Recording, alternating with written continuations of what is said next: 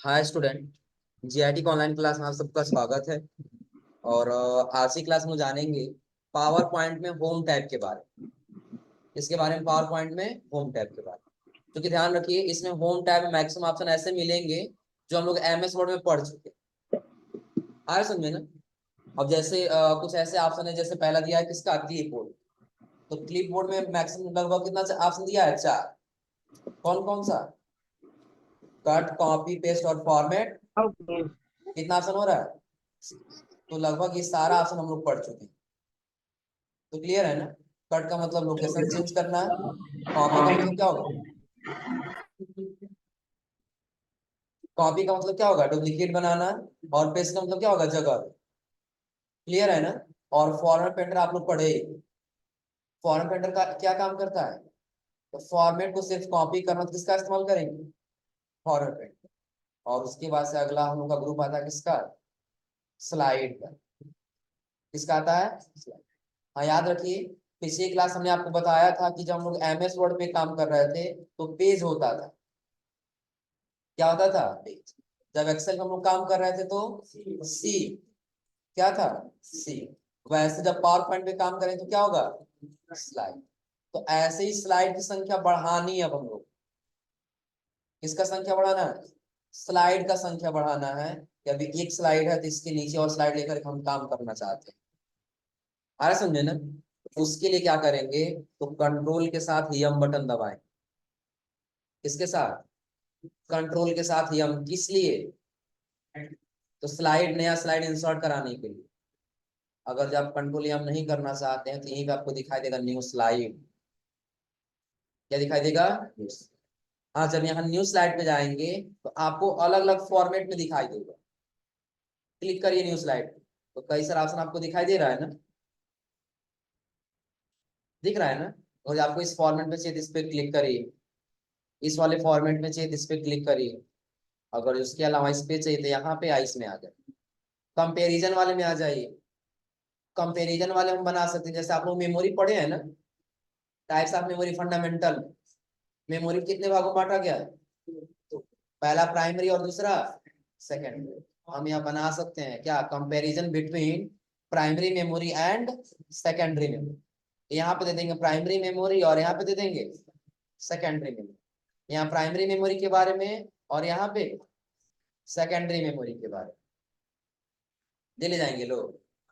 मतलब क्या समझ आ रहा है ना, कि ये सिर्फ अभी फॉर्मेट बता रहे हैं कैसे काम करेगी, आगे बनाकर भी बताएंगे।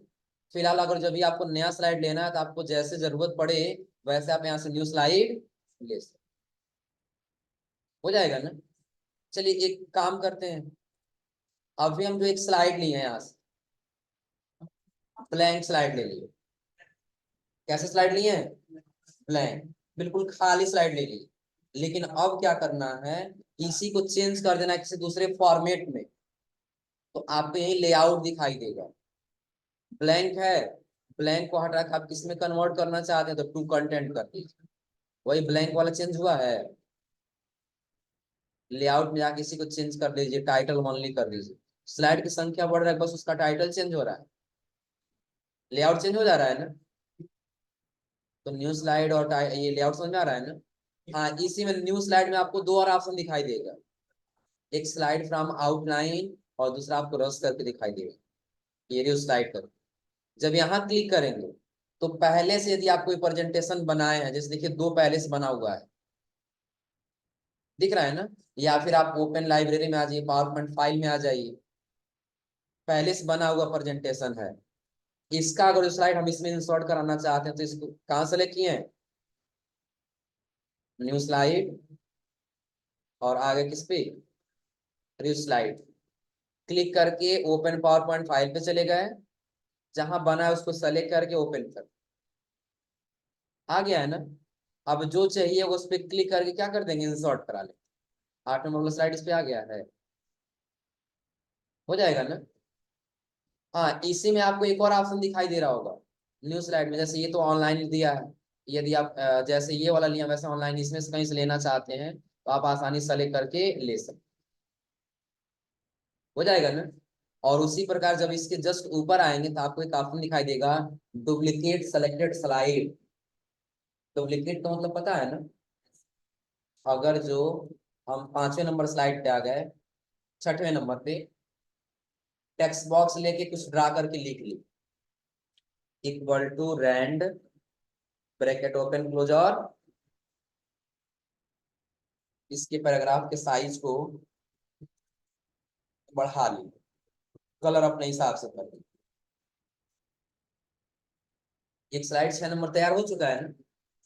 सेम इसी के जैसा एक और स्लाइड बनाना है, उसके लिए इसको सेलेक्ट करेंगे और कहाँ जाएंगे, न्यू स्लाइड, और किस पे क्लिक करेंगे, डुप्लीकेट सेलेक्ट। देखिए सेम वही 2 बार बन के आ गया है। तो डुप्लीकेट सेलेक्टेड स्लाइड क्या क्लियर हो रहा है ना। तो क्लिक करके अगर जब आप न्यू स्लाइड पे जाके डुप्लीकेट पे क्लिक कर देंगे तो उसी का एक और डुप्लीकेट स्लाइड बन करके आ जाए। न्यू स्लाइड लेआउट ये क्लियर हो रहा है ना। हाँ आगे हम लोग को जानना रीसेट, कोई काम कर रहा है रीसेट, लेकिन अगर हम यहाँ लिख दिए क्या, GIT पडरौना, GIT पडरौना। अब इसमें अगर जो लिखने के बाद भी अगर हम रीसेट पे क्लिक कर रहे हैं तो कोई काम कर रहा है, लेकिन हाँ थोड़ी सी फॉर्मेटिंग कर दी, बोल्ड साइज बड़ा कर लिए, कलर कर दिए, यानी कि जो भी फॉर्मेटिंग करना वो फॉर्मेटिंग कर सकते, हो जाएगा ना। अब अगर हम रीसेट पे क्लिक करें तो देखिए कुछ चेंज हुआ है। बहुत मेहनत लग रहा है इसको करने में, बहुत संघर्ष कर रहे हैं। क्या, बोल्ड कर दिए, टेक्स्ट साइज बड़ा कर लिए, कलर कर दिए, यहाँ से शैडो इफेक्ट लगा दिए, इतना सारा किए हैं ना। जैसे रीसेट पे क्लिक कर देंगे तो सारा एक ही बार में क्या हो जाएगा, हो जाएगा ना। तो रीसेट ऑप्शन में क्या समझ आ रहा है ना, कोई दिक्कत इसमें। हाँ अब उसके जस्ट आगे दिया है सेक्शन, अगला क्या दिया है, सेक्शन क्या है। तो जैसे अगर जो हम ये कहें कि यदि आप काम कर रहे हैं इस पे, जैसे सपोज करिए आप लोग इनपुट डिवाइस और आउटपुट डिवाइस पढ़े हैं ना, और हम आपको कह दें कि आपको एक प्रेजेंटेशन तैयार करना है। क्या तैयार करना है, प्रेजेंटेशन, जिसमें से हम पहले दे दिए क्या, इनपुट, क्या दे दिए, बोल्ड साइज बड़ा कर,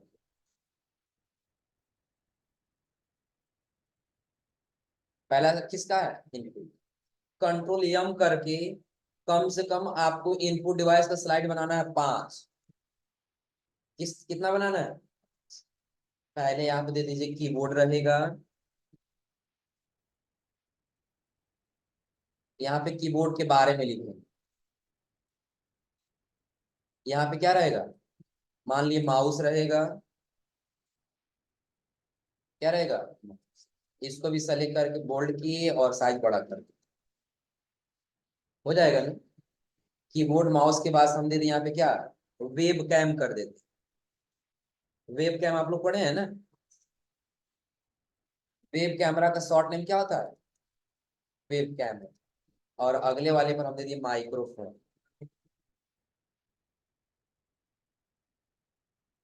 क्या दे दिए, माइक्रोफोन। ये इनपुट डिवाइस है कि नहीं है, लगभग इतना हम इनपुट डिवाइस का बना चुके प्रेजेंटेशन ना। हाँ सबके बारे में लिख दें कि हमारा इनपुट डिवाइस है, कीबोर्ड के बारे में। फिलहाल अगर जब भी आप देना चाहते हैं तुरंत अभी, तो उसके लिए ब्राउजर पे जाइएगा और यहाँ लिख लीजिएगा कीबोर्ड डिफिनीशन,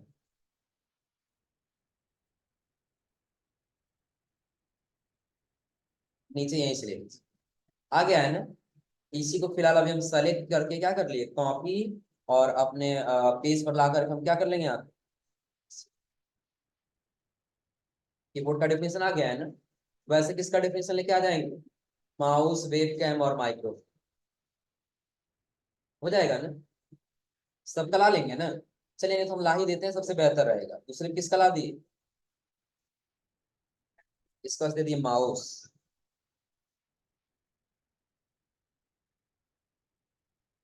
इसको यहाँ सेलेक्ट करके क्या कर लिए, कॉपी, और यहाँ पर ला करके कर लिए, माउस का इमेज भी लगा देंगे यहाँ पे, लग जाएगा ना। माउस का इमेज सेव कर लेंगे, और सेव करने के बाद आप जहाँ चाहते हैं इंसर्ट पिक्चर में चले, ऑनलाइन ही ले लीजिए। इंटरनेट काम नहीं कर रहा है तो ऑफलाइन के लिए कह रहा है। माउस का इमेज है पहले से, सेव करना पड़ेगा। फिलहाल हम यही ले लिए, माउस की जगह पे ले लिए, कार का इमेज ले लिए। लगा ले जाएंगे लोग ना। हाँ, कीबोर्ड का इमेज था तो यहाँ से कीबोर्ड का इमेज ले लें। पिक्चर में था शायद, सेलेक्ट करके इंसर्ट।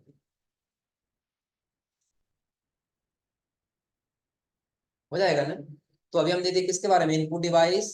इनपुट डिवाइस में कीबोर्ड माउस वेब कैम के बारे में लेके आ जाएंगे कोड। यहाँ पे लिख दिए क्या, वेब कैम, और यहाँ पे इसके बारे में ले,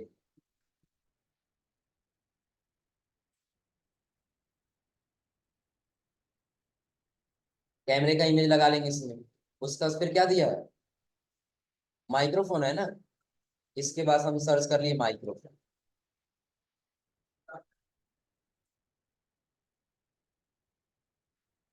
माइक्रोफोन के बारे में ले लिया यहाँ पे।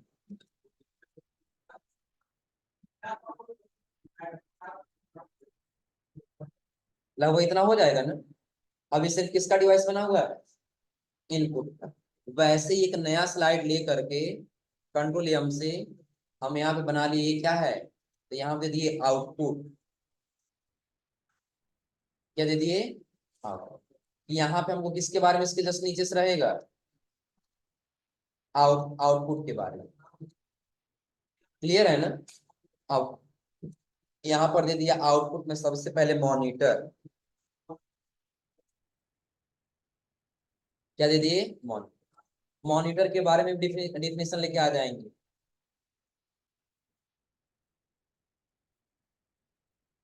यहाँ से मॉनिटर डेफिनेशन लेंगे। फिलहाल अब इतना रहने तो हो जाएगा ना। बस अब समझ लीजिए आगे हम लोग सेक्शन का इस्तेमाल कैसे करें। इतना लाने में कोई दिक्कत। मॉनिटर का हो गया है ना। मॉनिटर के जस्ट नीचे लिख देंगे प्रिंटर चाहिए। प्रिंटर के नीचे लिख दिए क्या, प्रोजेक्टर। इसका लिख दिए प्रोजेक्टर। और प्रोजेक्टर के बाद से एक और स्लाइड ले लिए, और इसका कर दिए क्या, स्पीकर।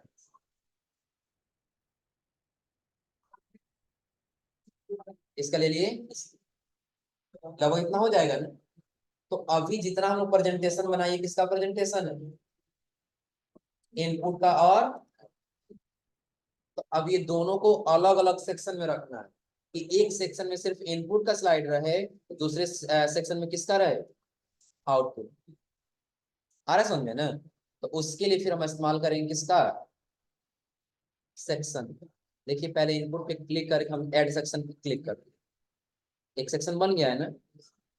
वैसे हम आउटपुट को सेलेक्ट करके फिर किस पे क्लिक कर देंगे, देखिए यहाँ भी सेक्शन आ गया है ना। लेकिन अभी नाम क्या दिखाई दे रहा है, अनटाइटल दिखाई दे रहा है ना। विनय बताओ, ये अनटाइटल सेक्शन कहाँ से दिए, ये अनटाइटल सेक्शन कहाँ से दिए, नहीं पता है, क्यों नहीं पता।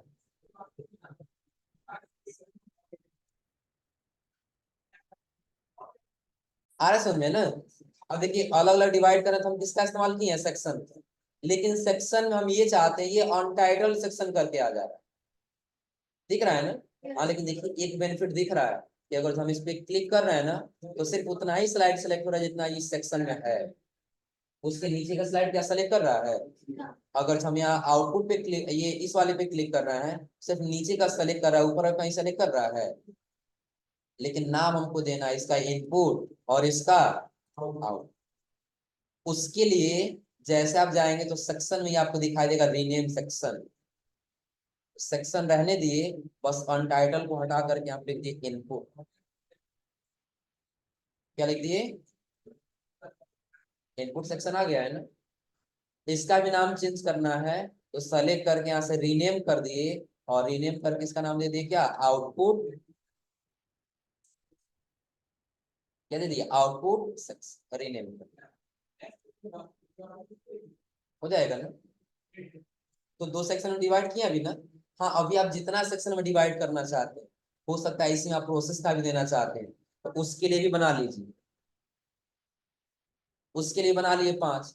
अब यहाँ से इसको सेलेक्ट करके ऐड सेक्शन किए और इसका नाम रीनेम करके हम कर दिए क्या, प्रोसेस। क्या कर लिया यहाँ से, प्रोसेस, रीनेम करा, हो जाएगा ना। अलग अलग सेक्शन में सारा डिवाइड हुआ है। हाँ, इसमें और भी आपको ऑप्शन दिखाई दे रहा होगा, जैसे ऐड सेक्शन तो समझ में आ रहा है, रीनेम सेक्शन भी समझ में आ रहा है। अब हमको जानना क्या है, ये रिमूव सेक्शन क्या है और रिमूव ऑल सेक्शन क्या है। अगर जो एक सेक्शन डिलीट करना है, उसके लिए हम रिमूव सेक्शन का इस्तेमाल करेंगे। सारा सेक्शन एक ही बार हटा देना, तो किसका इस्तेमाल करेंगे, रिमूव ऑल सेक्शन। और यहीं पे दिया है कोलैप्स ऑल और एक्सपेंड ऑल। अभी सारा अलग अलग स्लाइड दिख रहा है ना। हम यहाँ क्लिक कर दिए इनपुट डिवाइस के बगल में, सिर्फ इनपुट डिवाइस वाला खत्म, ये हाइड हुआ है ना, आउटपुट और उसके नीचे सारा कोलैप्स हो चुका है। अगर जो एक्सपेंड करें दिखाई देगा, और कोलैप्स करेंगे तो हाइड होगा।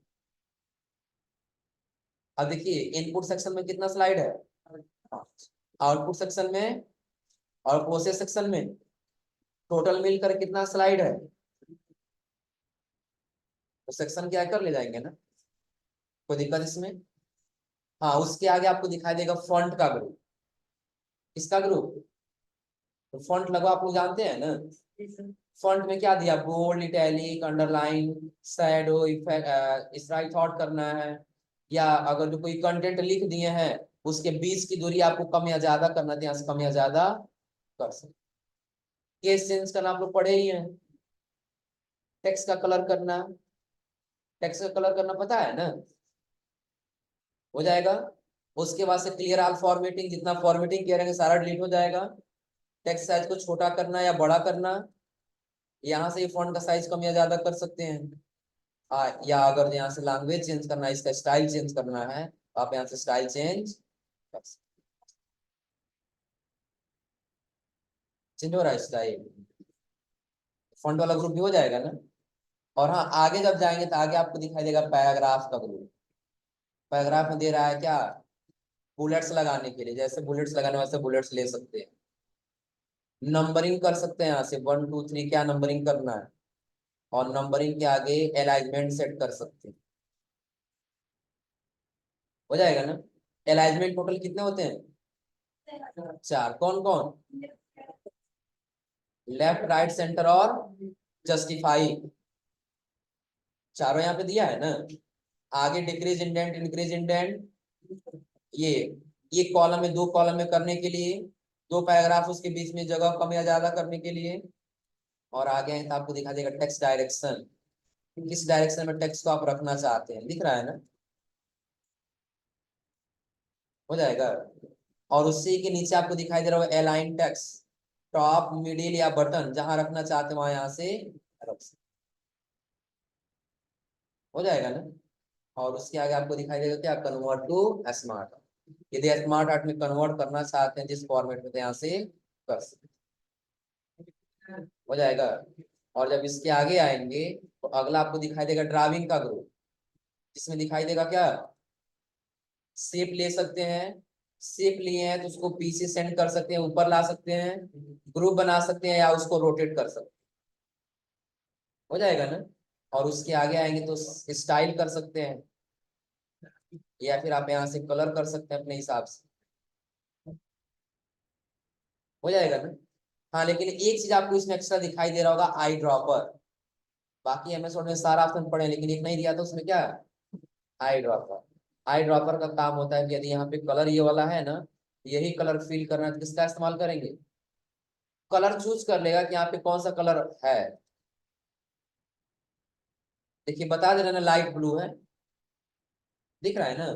अगर यहाँ पे लेके आ गए तो यहाँ पे कौन सा कलर बता रहा है, लाइट येलो है।